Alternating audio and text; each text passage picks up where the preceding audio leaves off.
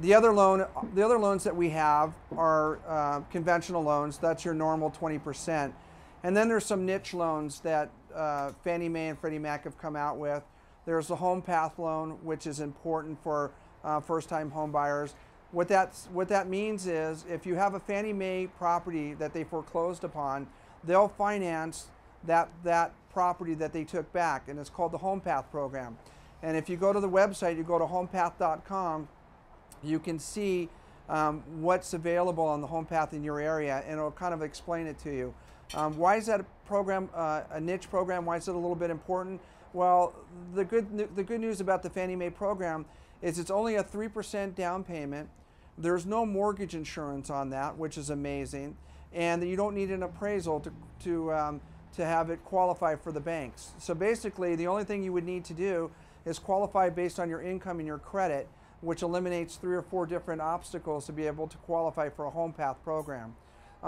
Desiree, on her website, and she'll add it tomorrow if it's not there, is a website that you can go to. It's the homepath.com website, which if you have any questions about properties that are in your area, she can immediately get on it and find you the information as to if the property is still for sale, and what the requirements are for that particular property. She'll be able to let you know about that. But that's a very interesting niche program. You have a question on that? Yeah, that program you're talking about with 3 cents down and such, that's only for distressed houses? It's only for Fannie Mae foreclosures. Okay, that's what I wanted. Right. So if it's been repossessed by Fannie Mae and they have it back on the market now for resale, you're eligible for that program. Okay.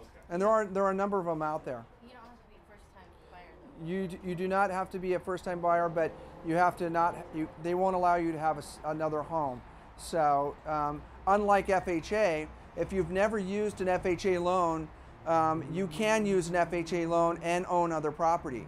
So if you're purchasing another property and you want to use your FHA availability, so long as you have a 3.5% down and you haven't used your FHA eligibility, you're allowed to use it. FHA has changed their guidelines dramatically around. I know that people who own other properties and they want to turn it into a rental property, we had a conversation earlier with John. One of the things about FHA is they have a little bit lower of a threshold on their liquidity. If you do have a rental property, FHA only requires you to have 20% equity in order to purchase your next home or your primary residence. If you're upside down in your property and you don't have equity, then they'll allow you to qualify with the old payment and your new payment. So long as you can qualify under your income, you can qualify for a new home under FHA. They're a little bit more flexible on their ratios, and the reason I use FHA is because they'll allow you to go up to 58% on the back end. What that means is your total income of what you make versus what your debts are and your liabilities added together cannot exceed 58% of your income. If FHA will allow you to go up that high to 58%, under conventional, they will only allow you to go to 50%, and that's with 20% down. So I know it's a little bit of confusion in there, but I just wanted to kind of get some general knowledge out there so you can understand how the process works.